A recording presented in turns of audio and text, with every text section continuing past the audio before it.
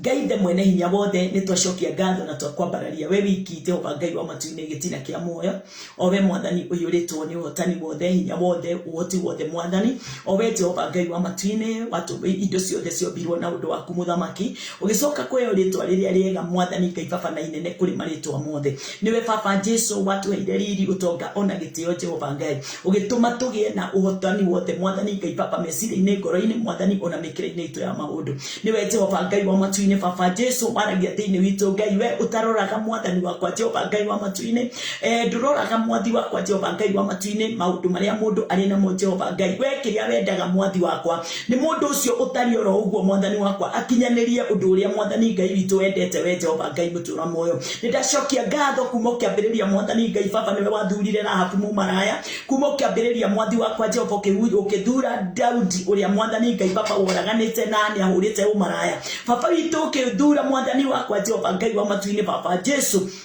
andu aingi mari na wathe mwathi wakwa Jehova Ngai wa matu-ini na nio wegucithitie nao muthenya wa umuthi ona ithuĩ no kwigocithia na ithuĩ Jehova Ngai wa matu-ini baba Jesu o uria tutarie muthamaki na undu wa kiugo giaku mwathani kiria urathi wikirite ngoro-ini citu mwathani wakwa Jehova o ukimenyaga uria tutarie muthamaki no we wina hinya wa kuhota gutuhotanira ona mwathani Ngai baba Jesu gutuhe hinya mwathani wa kuhota kurugama na kwihanda maundu-ini mothe Jesu ni tondu wa utugi waku ni wega baba Jesu ni tondu tutirahunjia ni undu wa kwagirira tutirahunjia ni tondu mwathani Ngai baba Jesu wagukorwo tukinyanĩire tutirahunjia ni tondu mwathani Ngai baba akurugama wega ona tutirahunjia ni tondu ni tuwi no ni tondu roho aku mutheru mwathi wakwa Jehova ni athamakite na gathana thiini witu twike uguo tondu uguo niguo kwagiriire ni thengio muthamaki witu Jehova recrossity ridai contability ridai focusity ridai contability ribazeti horiba shandara babote rimasete ridai Father ni kwa uwezo wako wote Bwana Jehova Jireh watu wako wakatafunguliwa na ni kwa nguvu zako Bwana Jehova Jireh watakuwa na uwezo wote na mamlaka yote Bwana ya kutenda kazi yako kulingana na vile upendavyo. Twakuinua Bwana Jehova Jireh, asante ni kwa sababu ya kutubariki na baraka zote za rohoni. Asante ni kwa sababu Bwana Jehova Jireh ya kutufanya kuwa viumbe vipya. Asante kwa sababu Bwana Jehova Jireh ya kutufanya kuwa Bwana chini ya mamlaka yako. Asante ni kwa sababu mkononi mwako wa kulia Jehova, hapo ndipo sisi pamoja na Kristo Yesu tupo. Asante ni kwa sababu ya vipawa zote za Roho Mtakatifu vile Bwana Jehova Jireh umetupa ndio tukaweze mfalme wa ajabu kufanya kazi pamoja Bwana Jehova Jireh sikiwa msaada katika maisha yetu Jehova. Pokea sifa ni kwa sababu ya uponyaji umetuponya mioyo yetu na Bwana Jehova Jireh mtakatifu kutupa nguvu ya kiume ndani yetu ndio tuweze Bwana kutenda kazi kulingana na vile upendavyo. Asante Mungu wetu kwa wale wote wanaotamani kuingia katika neema Bwana yangu na Mungu wangu mtakatifu. Ninawaombea hata wale tulihubiria jana Bwana Jehova Jireh katika mji wa Choka. Wale wengine Bwana tumehubiria huku kwa Penea zina mambo yale mengine mfalme paka ma fellowships. We disappeared didai konta hidai. Retima sereventa ribarete didai Father. Wewe ndiye Bwana Jehova Jireh mwanzilizi wa kila jambo na wewe tu Bwana Jehova Jireh ndio unaweza malizia. Asante ni kwa sababu uwezo wote uko ndani yako. Ulipewa nguvu yote Bwana Jehova Jireh na uwezo wote Bwana. Ndio sisi nasi Bwana tuweze kusimama katika mamlaka yako Bwana. Na ndio yale yote ya kujao Bwana Jehova Jireh kupinga kazi yako ndani yetu. Tunao uwezo Bwana Jehova Jireh wa kuipinga kwa uwezo wote na nguvu zote Bwana. Uliwatuma na ukawaambia kwamba umewapa nguvu na mamlaka Bwana Jehova Jireh ya kukomesha nguvu zote na uwezo wote wa yule muovu ibilisi. Na waweze Bwana Jehova Jireh kuwaponya watu Bwana Jehova Jireh na kukomesha kila aina yote ya demons, mambo yale yote Bwana yazuiliao Bwana Jehova Jireh kazi yako isiendelee ndani ya mioyo ya watu wako Bwana Jehova Jireh na katika maisha yao. We disappoint the humanity the holy asamaya letima sereventa ribarete didai Father. Asante Bwana Jehova Jireh ni kwa sababu wote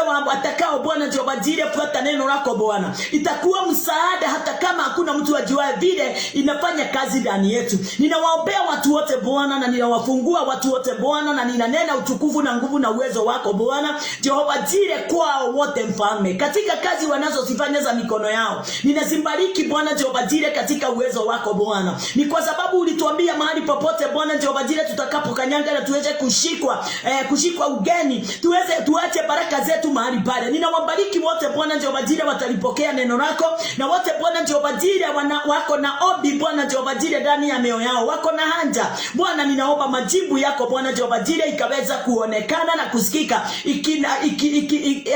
ikiwa imejibiwa imejibiwa kwa uwezo wote wako Bwana Jehova Jire. Kwa imani ninashukuru Bwana Jehova Jire, ni kwa sababu maombi yao yote itaweza kuwa imejibiwa na imejibiwa na imejibiwa na imejibiwa katika jina lako Yesu Kristo. Pokea sifa. Roho wako Mtakatifu pamoja nami Bwana ataniongoza ndio niweze Bwana Jehova Jire kutia kila mfalme wangu unachokihitaji kiweze kufikia watu hawa Bwana Jehova, ni kwa sababu ya utukufu wako. Pokea sifa Bwana Mungu wangu mfalme Jehova, ni kwa sababu wewe ndiye mwenye nguvu. Asante, ni kwa sababu sifanyi kazi yako Bwana ni kwa sababu ya kuwa mwema. Sifanyi kwa sababu niko na nguvu. Sifanyi kwa sababu niko na mamlaka. Sifanyi Bwana Jehova Jire kwa sababu mimi ni mzuri. Nafanya ni kwa sababu Bwana Jehova Jire umeonelea ni vyema niweze kuifanya na ukatia lile neno ndani yangu. Wacha wale wote wataweza kulipokea, walipokee Bwana Jehova Jire kwa nguvu na kwa uwezo wako Bwana, na kwa ufunuo unaotoka ndani ya Roho Mtakatifu. Wacha waweze kubarikiwa na waweze Bwana Jehova Jire kupokea hiyo ahadi ulituahidia kabla ya msingi wa ulimwengu kuwekwa. Na ni katika jina lako Yesu Kristo tumeomba na tumeamini. Amen, amen, amen. Asa jana tukasoma neno pamoja nani. Na hata siku ya leo hiyo topic ndio tu tunaendelea nayo asubuhi ya leo. Tukiangalia na tukitaka kutambua na kujua mapenzi ya Mungu katika maisha yetu wakati wowote. Na ndio tuweze kuona ya kwamba wakati wote Mungu anavyotupenda, anatupenda na yani upendo wake unaonekana kupitia nini? Kupitia nguvu zake. Mkumbuka ule mstari tuliousoma katika kitabu ya Ephesians, na nitaurudia kwa sababu huo ndio uliweza kufanya niweze kutambua kuna mapenzi ya Mungu inaofanya kazi ndani yetu kwa watu wale wote waaminio pendo la Bwana na kazi ya Bwana kulingana na vile ilivyo. Katika ile kitabu ya Waefeso ama Ephesians what? Ephesians 6, yes. Ephesians what? 6:10. Ujumbe wetu wote tumeutoa katika ule mstari. Tukitaka kuangalia kana kwamba ndani yetu katika ndani ya muaminio, katika sisemi mwanadamu, katika maisha ya muaminio, katika moyo wa muaminio kuna uwezo na kuna nguvu. Finally inasema finally build up your strength in union with the Lord and by means of his mighty power. Wacha nisome hii 6:10 inasema finally my brethren, be strong in the Lord and in the power of his might. Be strong in the Lord and his power and his mighty power. Yes, Bwana asifiwe. Tunaambiwa tuweze kuwa na nguvu. Haleluya. Kuna kitu moja nitakwambia mtu wa Mungu. Wakati ninapotazama huu mstari unanifurahisha. Unaonanga ile furaha, ile kufurahi. Mtu anafurahi wakati ameona neno na ulikuwa na uoga mahali fulani, lakini neno linakutia nguvu. Neno linakupa mamlaka yote katika uwezo wote katika ndani ya Kristo. Ni hili neno ninalolisoma namna hii. Finally my brethren, be strong in the Lord and in the power of his mighty. Sio ya kwamba hajakuonyesha njia. Anakuonyesha njia ya vile utapokea ile power, kwa sababu hata ukisoma from 11 utakuta akikwambia put on the whole armor of God. Put on the whole armor of God, that you may be able to stand against the wiles of the devil. Hallelujah. Bwana asifiwe. Kiswahili inatuambia hatimaye na watakeni muwe imara katika kuungana na Bwana na kwa msaada wa nguvu yake kuu. Number 11. Sio ati amekwambia tu uweze kuwa na nguvu na uwezo alafu anakuacha. Yeye ni mwaminifu na yeye anajua kufafanulia mwanadamu njia ya vile anafaa kupokea ule msaada, kupokea ile nguvu, na utakuwa na hiyo nguvu namna gani. Hapo ninafurahi sana, kwa sababu kufafanua kwake kuna uwezo mwingi. Ni kwa ajabu, ni kwa sababu jambo moja anakuambia namba 12 namba 11, vaeni silaha anazowapeni Mungu. Wacheni nisome hii ingine please.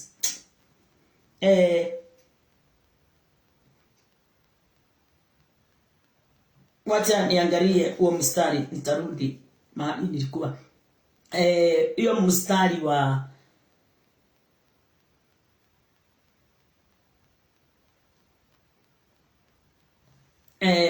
not Colossians, Ephesians hiyo 6 inanifurahisha sana, kwa sababu inafanya niweze kuendelea na kupanuka ndani yangu. Namba 10 inasema Kiswahili, ati hatimaye msindi kuwa hodari katika Bwana na katika uwezo wa nguvu zake. Namba 11, vaeni silaha zote za Mungu mpate kuweza kupinga hila za Shetani. Bwana asifiwe. Ati ndio tuweze kupinga hila zote za yule muovu Ibilisi. Bwana asifiwe. Hila za yule muovu Ibilisi sinapingwa na nini? Nafurahi nikiongea haya. Hizo hila za muovu Ibilisi,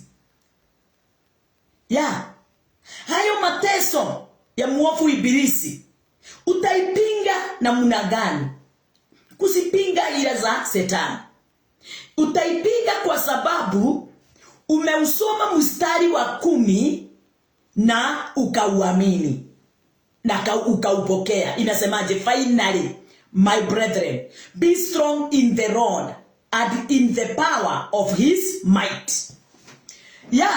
Anakuonyesha, wakati nilikuwa ninaposoma niliona ya kwamba ananionyesha na ananifundisha ya kwamba haiwezekani ukaweza kusimama katika hila zote na katika nguvu zote na mamlaka yote ya Shetani kama haujavaa silaha zote za vita. Bwana asifiwe. Hiyo iko katika mstari wa 11.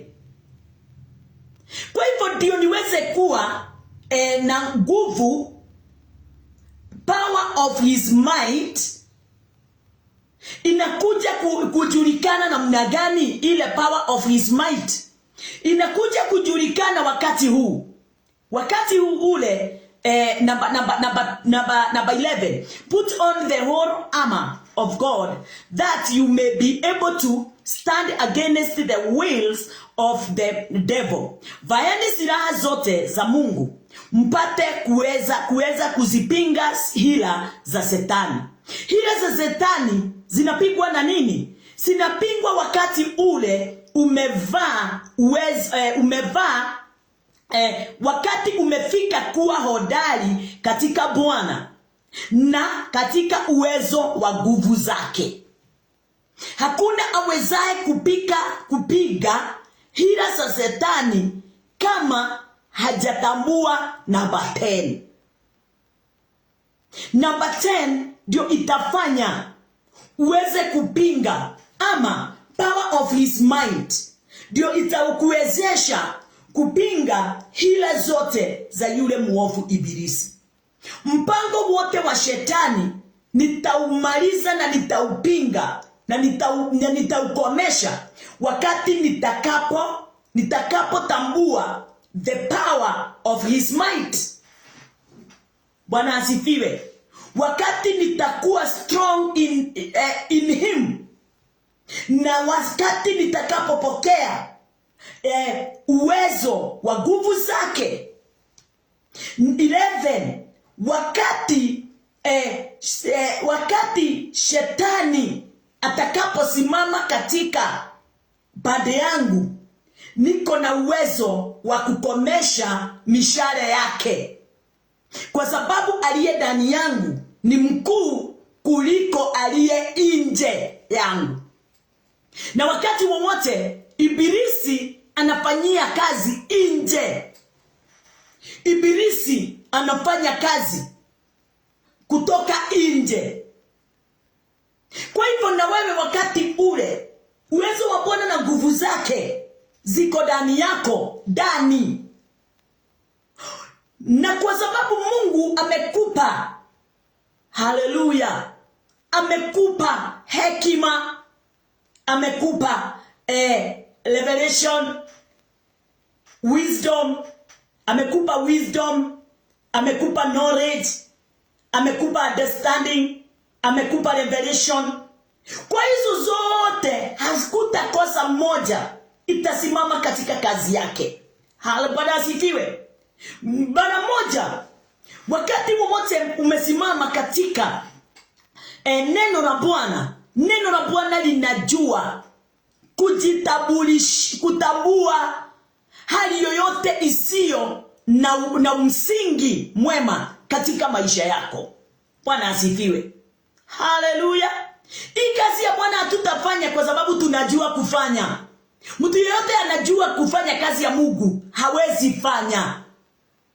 Lakini tunaifanya kwa sababu tunaelekezwa. Pasipo mwelekezi haiwezekani sisi tuweze kujua ama kutambua vile tunafaa kufanya hii kazi yake. Mwathani arogosho. Juzi on Tuesday niliweza kuangalia katika kitabu ya huyu mtu anaitwa, wakati Yesu alifanya muujiza wa kwanza katika Kana ya Galili.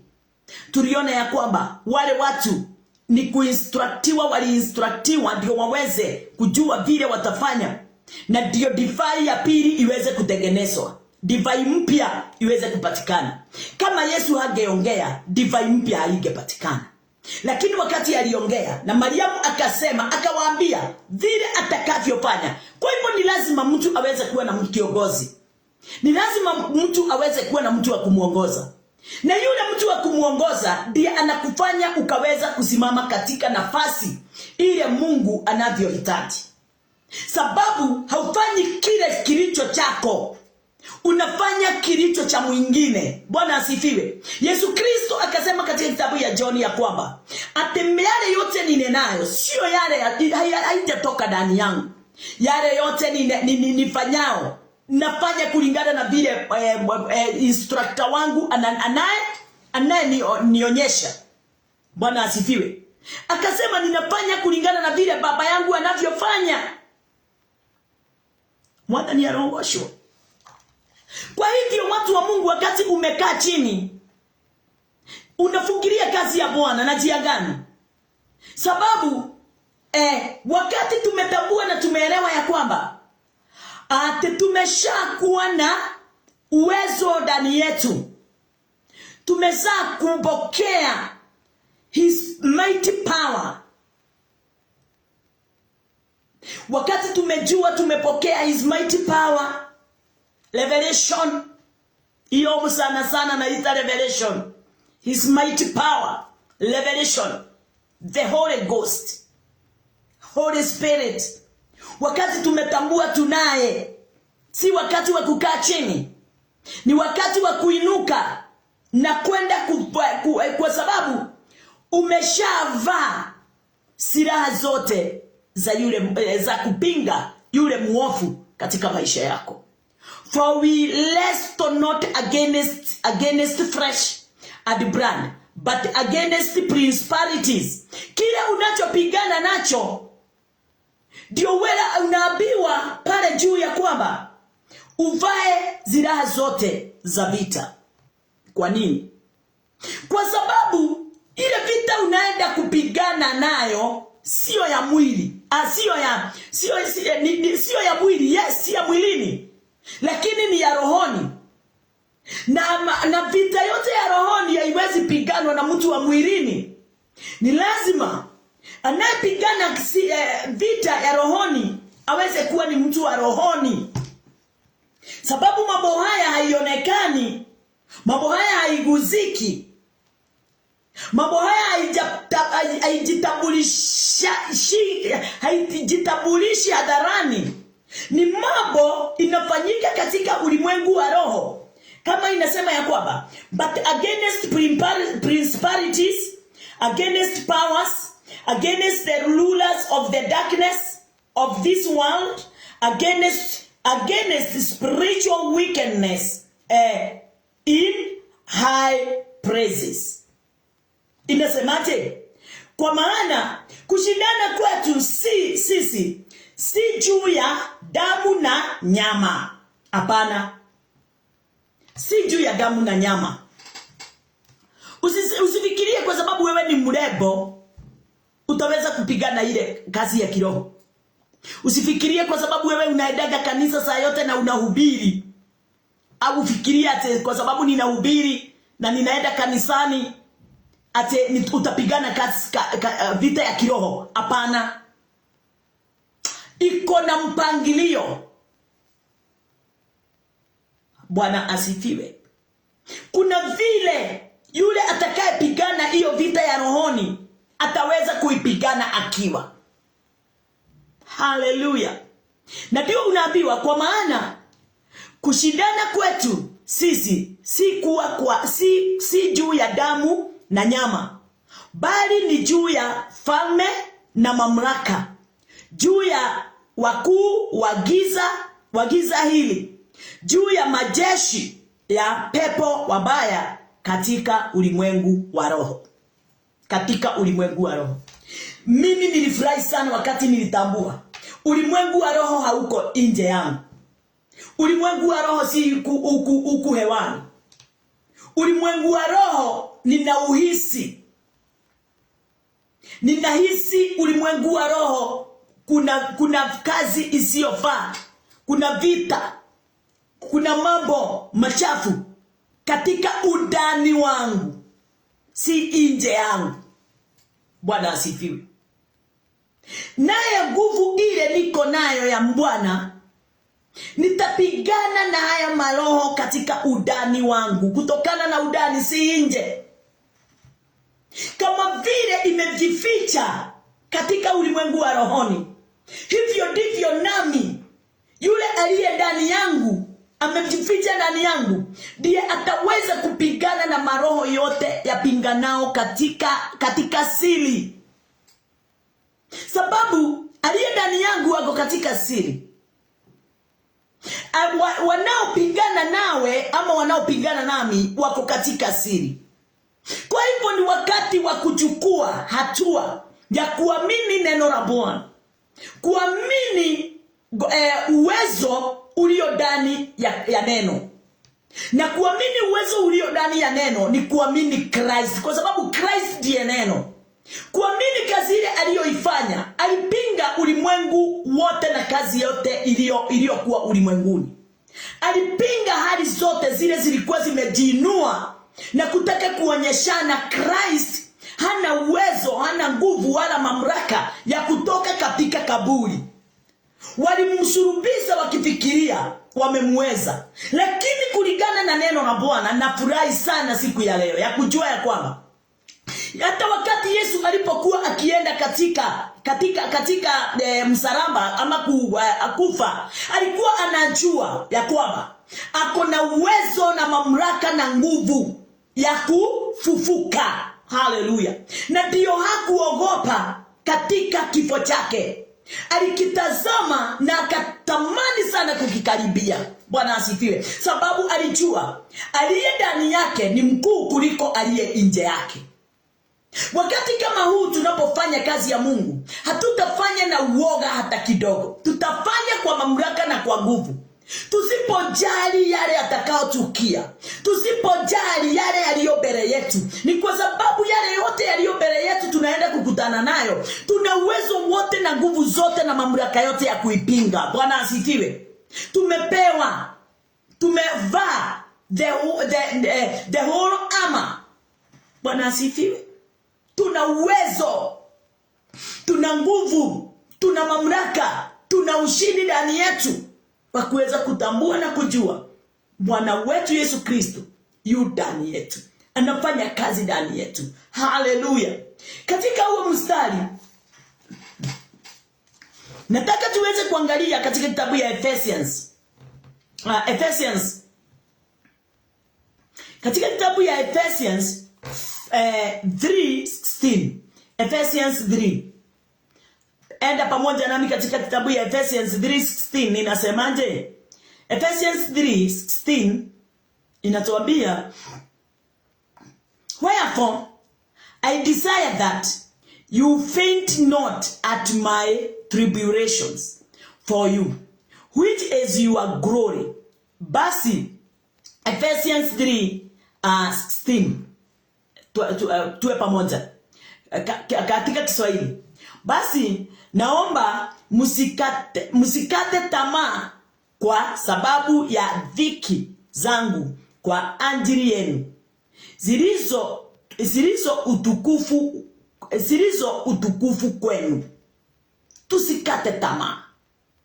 Kwa vile tunavyoona alikuwa anawaambia kanisa wa Efeso, msikufe moyo wakati mnaponiona nikiteseka, wakati ninaungua, wakati ninateswa.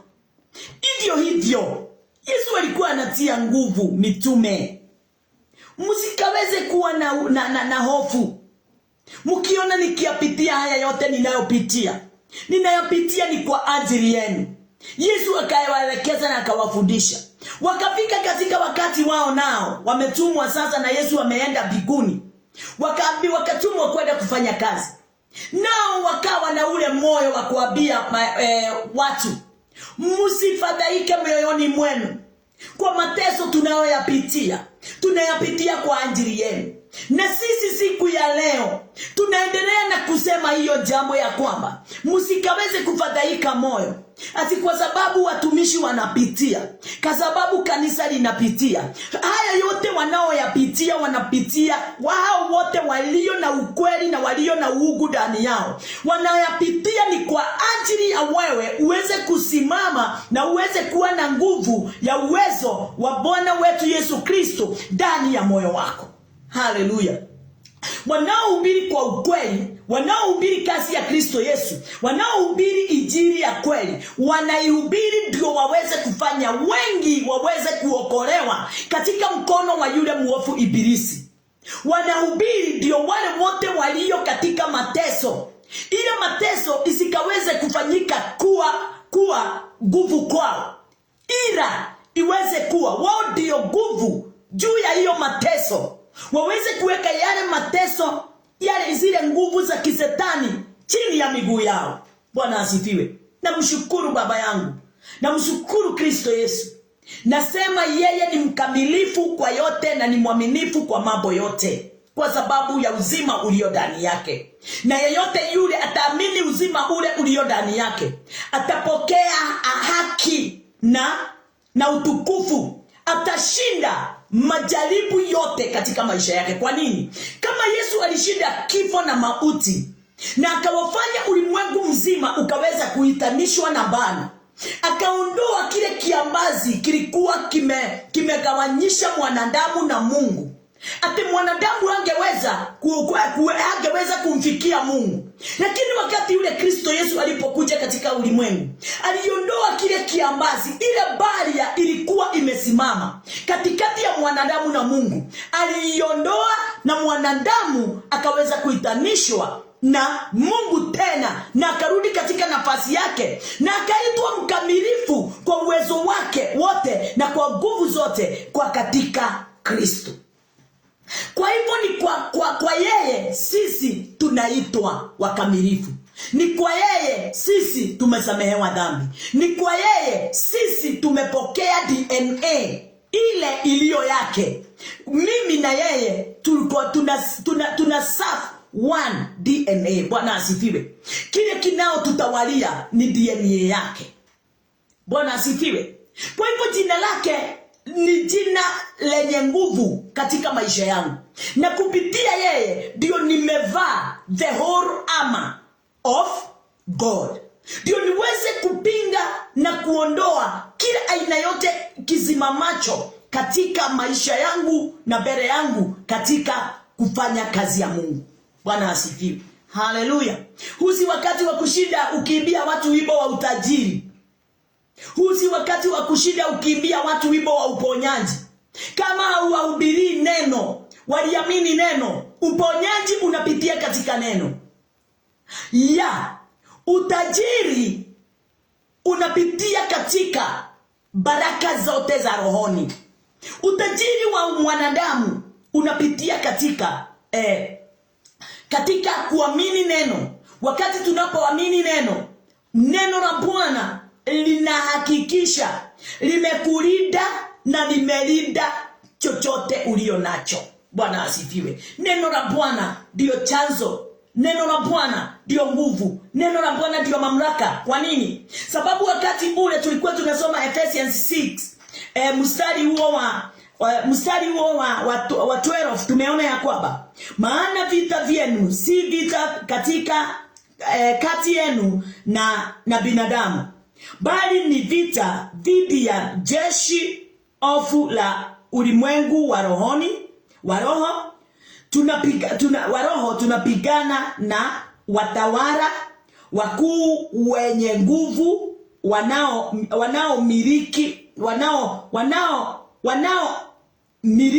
wanaomiliki ulimwengu huu wa giza. Bwana asifiwe. Number 3.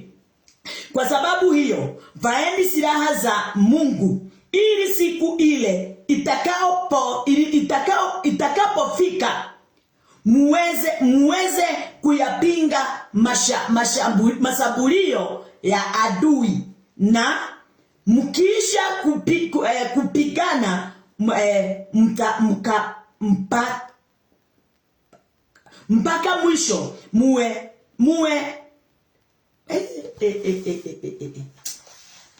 sorry.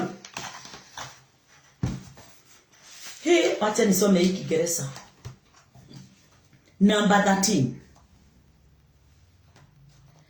Wherefore, take unto you the whole armor of God, that you may be able to withstand in the evil day, and having done all to stand.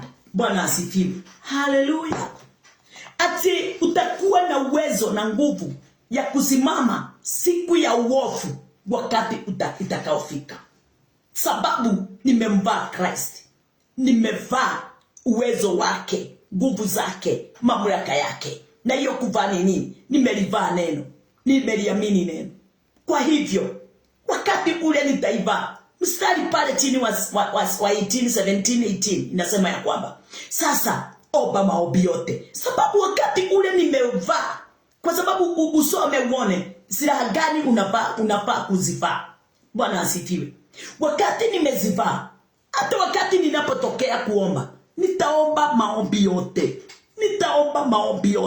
Nitaomba bila kukoma. Nitaomba bila kuchoka. Nitaomba kwa uwezo wa Roho Mtakatifu. Nitaomba kwa lugha. Nitaomba kwa yani katika njia 18 ndio inasema. Wacha nisome.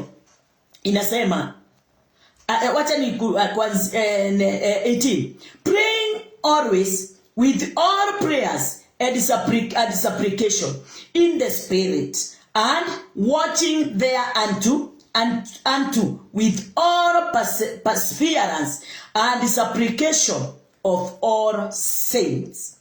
18. Praying always with all prayers and supplication. Praying always with all prayers with supplication. Bwana asifiwe. Wakati mtu amefika katika hiyo nafasi, hakuna wakati utasikia kabisa hautaki kuomba, hautaki kulisoma Biblia, hautaki kumsikiliza yule your mentor. Unataka wakati wowote kusikia yale anayonena. Bwana asifiwe. Ninashukuru Bwana wangu Yesu Kristo kwa mambo kama haya anaotupa, ndio tuwe na hekima, ndio tuwe na wisdom, knowledge. Bwana asifiwe. Na revelation knowledge ya kazi yake ya kuitafsiri neno lake kulingana na vile apendavyo. Nikirudia huo mstari wa Ephesians 3:13 ndio niweze kuingia katika Ephesians 4. Wherefore I desire that you faint not at my tribulations, for you which is your glory. Basi naomba msikate tamaa kwa sababu ya dhiki zangu kwa ajili yenu zilizo utukufu kwenu. Haleluya. Kwa hivyo watumishi wale wanaotufundisha walio ndani ya Roho Mtakatifu na walio ndani ya Kristo watapitia mengi, watapitia vita nyingi. Bwana asifiwe. Mimi naweza ombea kanisa lolote mahali lilipo, liwe kanisa gani ama gani. Kitu moja ninaomba, obeeni watumishi wa Bwana, obeeni mapasta wenu. Mambo mengine mnaona yanatukia katika makanisa, watu wengi hawakumbuki watumishi, hawaombei. Ujue wewe unaleta shida zote, mateso yote, hali zote, kila kitu, unakuja unamwagilia mtu mmoja, unakuja unaileta kanisani. Mtumishi wa Bwana ndiye anapigana na hayo mambo yote inayokupinga. Mtumishi wa Bwana ndiye anapingana na maisha yako vile inavyokupeleka. Bwana asifiwe. Alafu wakati unaona kajabu kidogo kametukia, na wewe unafungua mdomo unaongea kama mtu asio na akili njema. Ukimnena, ukimtoa nguo, ukionyeshana, badala ya umfunike, badala ya umuombe, badala ya ujue ya kwamba katika hiyo mateso wanayopitia, hayo mateso kuna sehemu yako. Katika hiyo dharau anayopitia, hiyo dharau kuna sehemu yako. Hiyo vita anayopitia kuna sehemu yako. Hiyo matusi anayopitia kuna sehemu yako. Sababu ulikuta yote ukamumwagia, ukamwachia apigane naye.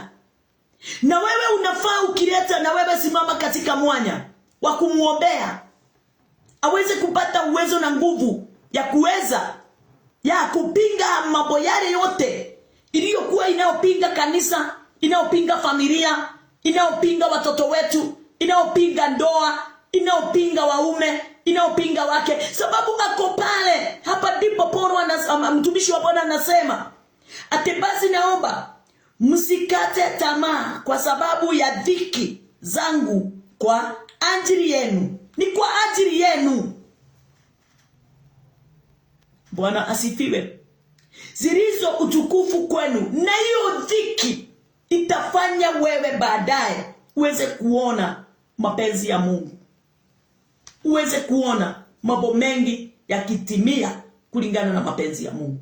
Wacha tuangalie katika Ephesians 4:23 inasema, Ephesians 4:23 tuiangalie pamoja. Na kupenda sana mtu wa Mungu, sababu ninajua pasipo wewe siwezi ingia ndani na siwezi hubiri. 23 inasema, and be renewed in the spirit of your mind. Be renewed, na mfanywe wapya katika roho ya nia zenu. Tufanywe wapya. Nini kinaweza kutufanya wapya? Kile kinaweza kutufanya kuwa wapya ni wakati tumepokea roho, nguvu za Bwana, wakati tumepokea power of his might, wakati tumeshafika kuwa strong katika neno. Neno ndiye linabadilisha, neno ndiye linatufanya and be renewed. Tunakuwa renewed wakati tumeamini neno la Bwana, wakati tumelipokea na kulisikia neno la Bwana. Neno la Bwana ndio linatufanya kuwa wapya. Ebu wapya, na tena neno hilo ndio linakusafisha. Neno linasema katika kitabu ya John John 17. Neno linasemaje? Mstari wa 17 inasema, sanctify them through thy truth. Thy word is truth. Watakase kwa ile kweli. Neno lako ndio kweli. Na ndio unaambiwa ya kwamba uvae silaha zote za vita. Uvae silaha zote za vita.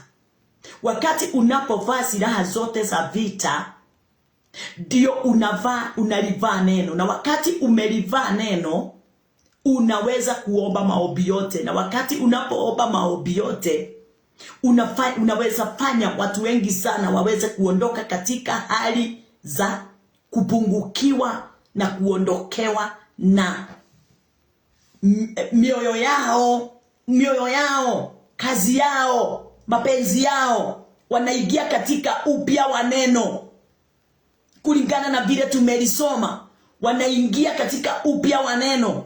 Wanaingia katika ukweli wa neno, kwa sababu neno la Bwana ndio kweli. Haleluya. Bwana asifiwe. Kwa hivyo mimi na wewe tumetumwa. Na tumetumwa namna gani? Haijalishi wewe ni wa aina gani. Haijalishi wewe uko namna gani, unakaa namna gani. Wewe yani unavaa vizuri ama haufai. Unaonekana wewe ukiwa maskini wala wewe ni tajiri. Haijalishi wewe umetoka katika familia gani. Familia yenye ni maskini wala ni rich, ni familia well up. Haijalishi kamwe. Kile kinajali ni ya kwamba umelipokea neno, umekuwa strong in Christ. Umepokea power and might kutoka kwake. Na ni kwa njia moja tu, kuliamini neno, kumtambua Kristo, kumtambua Mungu aliye mmoja wa kweli. Wakati utamtambua Mungu aliye mmoja wa kweli na Kristo yule aliyetuma, hapo ndipo utaweza kujikuta katika ukiomba maombi yote kwa uwezo na kwa nguvu na kwa mamlaka, kwa hekima, kwa maarifa. Utakuwa na maarifa, utakuwa na hekima wakati unaposoma hilo, wakati unapofundisha, wakati unapoomba, wakati unapocancel watu kupitia neno la Bwana, wakati unapofanya crusade, wakati unapofanya one on one. Bwana asifiwe. Utakuwa na uwezo wote na nguvu zote na mamlaka yote kutoka kwake. Sababu kama huo mstari wa 18 inasema, as thou hast sent me into the world, even so have I also sent them into the world. Ati kama vile ulivyonituma mimi ulimwenguni. Nani alimtuma? Baba yake. Mungu akamtuma mwana. Na alimtuma wapi? Ulimwenguni. Naye Yesu wakati alipokuja akawahubiria watu na akawafanya kuwa mitume, watumishi wake, aliwatuma, anasema, nami ndivyo hivyo naliwatuma hao ulimwenguni. Aliwatuma na nini? Jambo la kwanza, aliwasafisha, aliwafanya nini? Aliwapa ukweli. Aliwapa ukweli wa neno, na lile neno ndio kweli. Aliwasafisha katika kitabu ya Ephesians. Bwana asifiwe. Na neno la Bwana likaweza kuwafanya kuwa safi. Bwana asifiwe. Haleluya.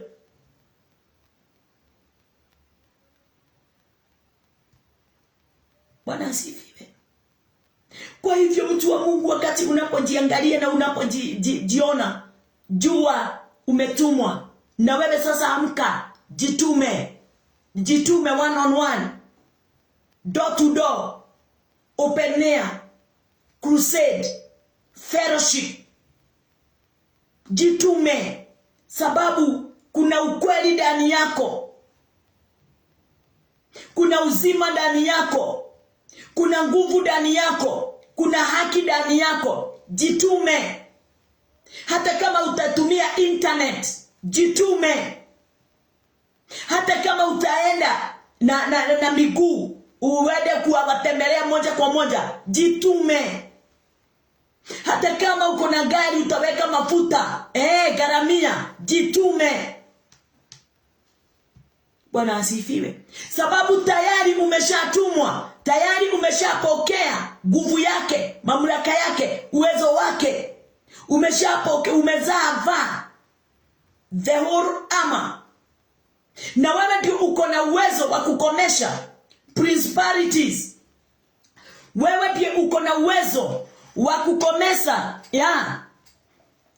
ya kukomesha kila aina yote ya principalities.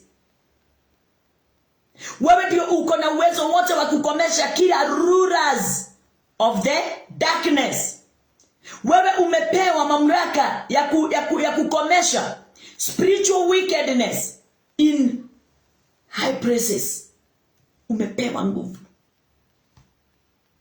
Uko na uwezo. Tutoke hapo, tuingie katika kitabu ya Colossians, na tulisoma jana lakini tutairudia mahali fulani. Colossians, katika kitabu ya Colossians 1 mstari wa 11 inasema, strengthened with all might according to his glorious power, unto all patience and long suffering with joyfulness. Ate mukiwezeshwa kwa uwezo wote, kwa kadiri ya nguvu ya utukufu wake, mpate kuwa na saburi ya kila namna na uvumilivu pamoja na furaha. Bwana asifiwe. Hizi zote zimekuja pamoja. Mwadhani ya roho weshi. Murainio ni urageni. Ati katika hiyo Colossians, ni wakati ule nilikuwa ninaposoma hiyo Colossians, huo mstari wa Colossians 1 mstari huo wa 11, wakati tunaposoma Colossians 1:11, ninauangalia hapa, ninaona unasema kwa lugha yetu ya kwamba ate nige ate muhotithagio na uhoti wothe. Kwa hivyo Yesu, Mungu Baba pamoja na Mwana na Roho Mtakatifu, hakuna kitu wanapopinga, hakuna kitu wanapoficha. Wamepeana nguvu zote, wamepeana uwezo wote, wamepeana mamlaka yote, wamepeana haki yote, wamepeana baraka zote kwako wewe na kwangu mimi. Akasema ati muhotithagio na uhoti wothe kuringana na hinya wake uria winari, kuringana na hinya wake uria winariri. Nimepewa nguvu zote. Kwa hivyo sitasikiliza mwanadamu, sitaangalia hali zile ninazozipitia, sitaangalia mambo yale inayoniinukia. Nitafanya kazi ya Bwana, kwa sababu ananiambia ameniwezeza kwa uwezo wote na kwa nguvu zilizo katika utukufu wake. Ameniwezesha. Na kama ameniwezesha, kwa nini nisikuje hapa tuongee pamoja? Kwa nini nisiende one on one? Kwa nini nisiende upenea ama crusade? Kwa nini nisifanye conference? Kwa nini nisinene nisinene katika doa? Nitanena. Nimepewa uwezo wote na nguvu zote. Haya mengine yaonifuatao Mungu ataishughulikia. Katika kuhubiri na katika kufanya haya yote ataishughulikia. Ilikuwamo hata kabla sijafanyika, hata wakati nimefanyika imo tu, na itaendelea mpaka mwisho wa dahari, kwa sababu ndio Yesu aliambia mitume, nimemtuma edeni ulimwenguni mwote mkawafanya watu wote kuwa wanafunzi wangu, na nitakuwa pamoja nanyi mpaka mwisho wa dahari. Atakuwa pamoja nao nao kwa nini? Sababu watakutana na mambo mengi, na yeye ndani yao, yeye ndiye atawashindania. Ni mambo mengi yatainuka katika mawazo yao, katika maisha yao, katika jiani, katika kule wataenda kuhubiri. Haleluya! Hata miongoni mwao kunaweza kuwa na differences, lakini nitakuwa pamoja nanyi mpaka mwisho wa dahari. Msiogope kamwe. Nitaandamana pamoja nanyi. Yote atakaye kuja, nitapigana. Mtapigana kwa uwezo na kwa nguvu zangu zile zilizo ndani yenu. Hivyo ndivyo Kristo anatuambia. Tusiogope. Tukiogopa, hatutayafanya mapenzi yake. Mitume hawakuogopa. Paulo hakuogopa. Petro na wale wengine wote hawakuogopa. Wale wametufundisha tukafika hapo tumefika. Unafikiria wamepitia vita gani? Unafikiria wameinukiwa na njia gapi? Sana. Lakini kwa uwezo wake wote sisi tutasimama. Tena tumesimama. Atiriri nigetha mukiragererie muno muteguthethuka. Ya, hatutanyatuka hapo. Tumesikia kitu tumesikia kitu kina msaada mkuu sana katika maisha yetu, hata ile inayokuja. Ya, na mwenage keno ya na nige musokagerie ithe witu ngatho we ututuite andu aiganu akugayanirio igai hamwe na andu aria amure kuria kwena utheri. Kwa hivyo sisi na wale wote Bwana aliyowateua tumefanywa akina mitume wote, mimi na wewe tumegawa haki moja pamoja na wao. Bwana asifiwe. Hakuna kitu kingine. Namba 11, namba hiyo 11 tumesoma, wacha tusome 12. Giving thanks unto the Father. Tukimshukuru Bwana, unto the Father which hath made us meet to be partakers of the inheritance of the saints in light. Ate mkimshukuru Baba aliyewastahilisha kupokea sehemu ya urithi wa watakatifu katika nuru. Number 13. Who had delivered us? Yes. Who had alitufanya sisai alitufanya. Who had delivered us from the power of darkness? Alitutoa katika nguvu za giza. And had translated us unto the kingdom of his dear son. Yeah. Naye alituokoa katika nguvu za giza, akatuhamisha na kutuingiza katika ufalme wa mwana wa pendo lake. Sisi tu ndani ya katika ufalme wa mwana wa pendo lake. Number 14. In whom we have redemption through his blood, even the forgiveness of sin. Hey! Ambaye katika yeye tuna ukombozi, yaani msamaha wa dhambi. Tuna ukombozi, yaani msamaha wa dhambi. Ametukomboa, ametuhamisha katika world of darkness, ulimwengu wa giza, akatuingiza katika ulimwengu wa nuru, ule ulio ndani ya mwanae Kristo Yesu. Uneatea hii tugiuga atea nie nawe nitweketwo wega kana tutieketwo niturute, yani kwena nduma ona nini thĩinĩ waku? Hapana. Ndani yako hakuna giza. Ndani yako kile kiko ni nuru. Ndani yako yule anayetawala ni nuru, ni Kristo. Wewe hauna giza, uliamishwa. Hivyo ndivyo anasema.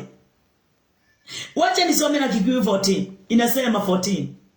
Ucio niwe watukorire na guturekereria na guturekera mehia maitu. Yes, ucio niwe watukorire, in whom we have redemption through his blood, even the forgiveness of sin. Iyo nayo iko hapo juu 13, who had delivered us from the power of darkness. Nake niwe watu honokirie agituruta watho-ini wa nduma, agituthamiria uthamaki-ini wa Mũriũ uria endete muno. Mimi niko ndani ya yule mwana anayempenda sana. We uko wapi? Ndani yako hakuna dhambi. Ndani yako hakuna kosa. Ndani yako wewe ni mkamilifu. Wewe ni mwenye haki. Wewe umetakaswa na ukatakasika. Yeye ndiye anasema hivyo, sio mimi. Nalisoma neno na kuonyesha neno na wewe uliamini neno. Number 15. Anasema, who is the image of the invisible God, the firstborn of every creature. Nani? Naye ni mfano wa Mungu. Nani huyo mfano wa Mungu? Christ. Naye ni mfano wa Mungu asiyeonekana. Yeye ni mfano wa Baba asiyeonekana. Kwa hivyo kama ninataka kumuona Baba, nitaweza kumtazama, nitaweza kumwangalia Christ. Wakati ninapolisoma neno la Bwana, ninaona Christ ndani.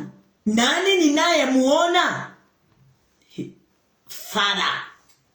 Nikitaka kujua vile Baba alivyo na ule moyo alio nao, nitaupata wapi? Ndani ya Kristo Yesu. Nikitaka kujua kama Mungu ameshawahi ua, wala kugojesha, wala kulaani, wala kutukana, wala kutopenda, nitatazama nani? Christ. Kama Kristo ameshawahi fanya hayo, hata Mungu anaweza fanya ama alifanya. Lakini kwa sababu Kristo hajawahi fanya kitendo kimoja cha hiyo na mengine mengi, hata Baba hajawahi. Sababu Kristo anasema ndani ya kitabu ya John, vile Baba afanyavyo hivyo ndivyo ninafanyavyo. Vile Baba asemavyo hivyo ndivyo nisemavyo. Kwa hivyo kama Baba hajawahi, kama Yesu hajawahi ua, hata Baba hajawahi ua. Kama Yesu hajawahi chukia, hata Baba hajawahi chukia. Kama Yesu hajawahi pigana na watu, hata Baba hajawahi pigana. Haleluya. Bwana asifiwe. Kama Yesu hajawahi kasirika kwa ajili yako, anasema tu anakupenda. Amekutoa katika ulimwengu wa giza, akakupeleka katika ulimwengu wa nuru. Amekufanya kuwa kiumbe kipya. Amekuficha chini ya mabawa yake ndio usikaweze kufikiwa na yule mwovu. Hivyo ndivyo naye Baba alivyo. Na hiyo ndio kazi ya Baba.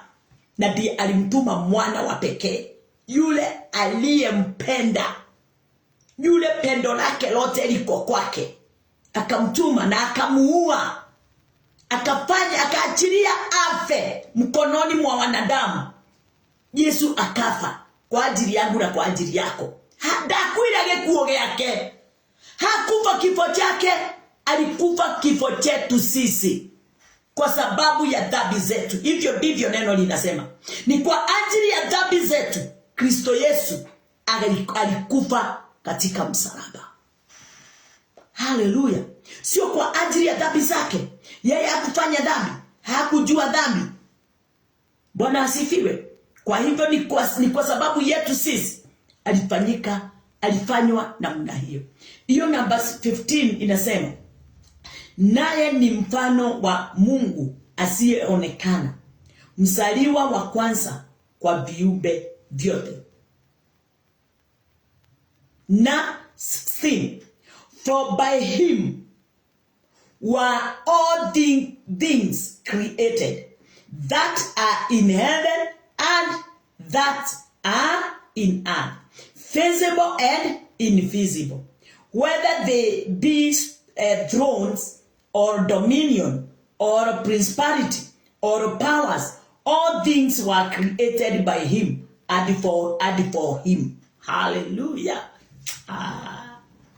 Mambo haya ni matamu, kwa kuwa katika yeye vitu vyote viliumbwa, vilivyo mbinguni na vilivyo juu ya nchi, vinavyoonekana na visivyoonekana, ikiwa ni vitu vya enzi au usultani au enzi au mamlaka.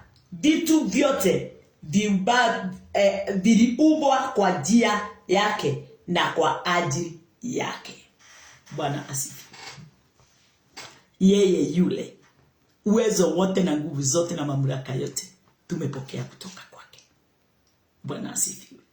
Tutoke hapo tumalize, kwa sababu naenda kumaliza na mstari ule ulio hiyo, mengine tutayasoma kesho. Ephesians 3:7. Ephesians 3:7.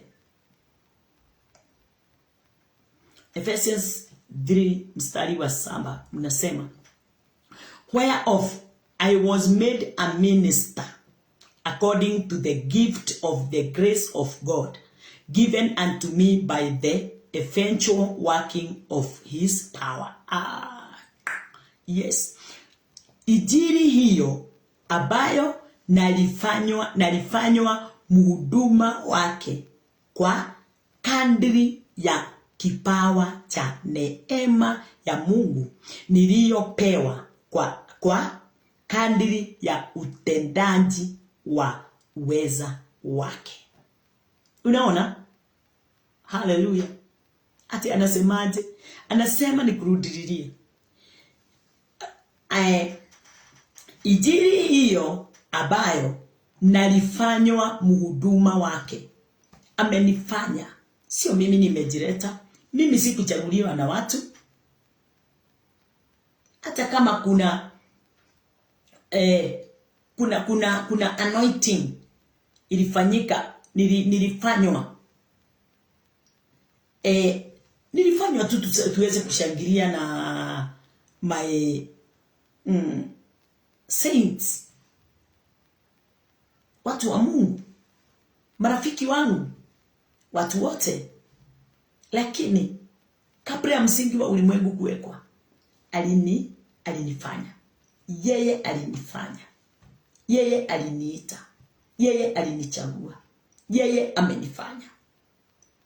Hiyo siku ilikuwa ya kufurahi, kushukuru kwa sababu ya kile Bwana amenifanyia. Sio ati nilifanywa wakati wote nilimwagiwa mafuta. Hapana. Hiyo ilikuwa tu sherehe. Nilifanywa kabla ya msingi wa ulimwengu. Anasema injili hiyo ambayo nalifanywa mhuduma wake. Nalifanywa na nani? Na yeye. Kwa kadri ya kupewa kwa kadri ya kipawa cha neema ya Mungu niliyopewa kwa kadri ya utendaji wa uweza wake. Utendaji wa uweza wake. Kadri ya utendaji wa uweza wake. Hakuna uwezo wangu. Hakuna uwezo wa my pastor. Hakuna uwezo wa my mother and father ama wazazi. Hakuna uwezo wa rafiki. Hakuna uwezo wa fedha. Alinifanya kabla hata sijui business. Hakuna uwezo wa maombi yangu. Hakuna uwezo wa kuhubiri kwangu. Hakuna uwezo wowote wa ulimwengu. Alinifanya kabla sijapatikana wala kuonekana katika ulimwengu tulio ndani yake. Namshukuru Baba yangu sana. Yeye ni mkamilifu na mwenye uwezo wote. Amenifanya kuwa kiumbe kipya. Amenifanya kuwa tosha katika mapenzi yake. Bwana asifiwe. Namshukuru Bwana kwa wakati huu, kwa sababu Naona nimemaliza, masaa yangu imekwisha, lakini hata kama sijamaliza message, tutaimaliza kesho. Tutaendelea. Ndio uweze kujua ya kwamba wewe ni nani. Nini unaweza fanya, unaweza toa kwa Kristo. Tena nini ulipewa na Kristo. Na ni kwa uwezo gani ulio nao. Na ulitoa uwezo wapi. Na ni nani afanyaye uwezo huo ndani yako. Sababu watu wengi hawajui. Watu wengi wanaona nguvu zao za fedha, nguvu zao za kuhubiri, na nguvu zao za maombi na kufunga na kwenda kufungia katika prayer centers. Wanafikiria kuna kitu wanajifanyia. Hakuna. Zote zimo ndani yangu. Ni mimi nijue, niweze kuonyeshana zimo ndani yangu pasipo kazi yangu yoyote. Si kwa kazi yangu. Na wewe nakuambia si kwa kazi yako.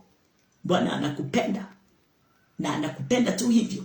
Hata pasipo kuomba, yeye anakupenda. Hata pasipo kuhubiri, yeye anakupenda.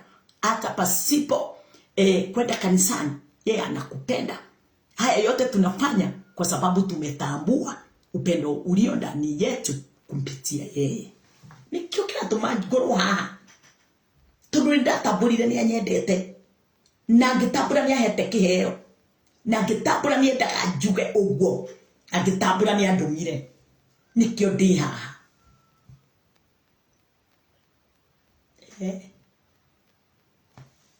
Nakupenda. Nakupenda.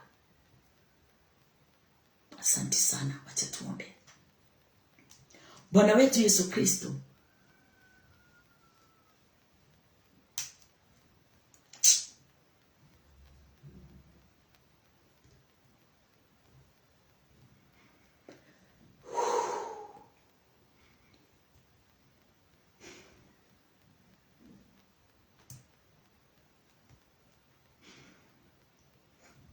na kushukuru kwa uwezo wote na nguvu zote. Na kuinua kwa sababu ya upendo umenipenda nayo. Na kazi ya ajabu umeitia ndani yangu. Umenipa mamlaka na nguvu.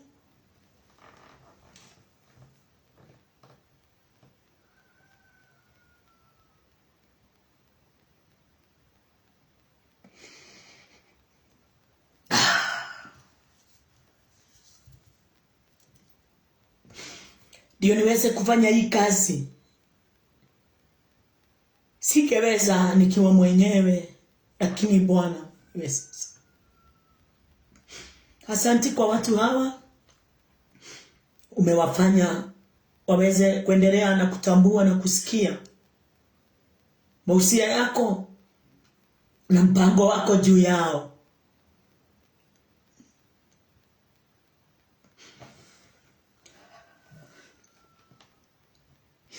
Watupende sisi wote na umetubariki sisi wote.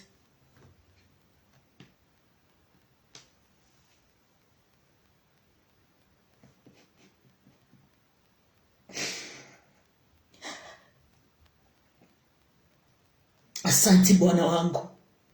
Asante Yesu wangu. Asante.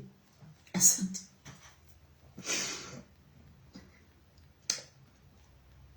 Asante kwa sababu ya kutupa kibali hiki na uwezo huu wa ajabu.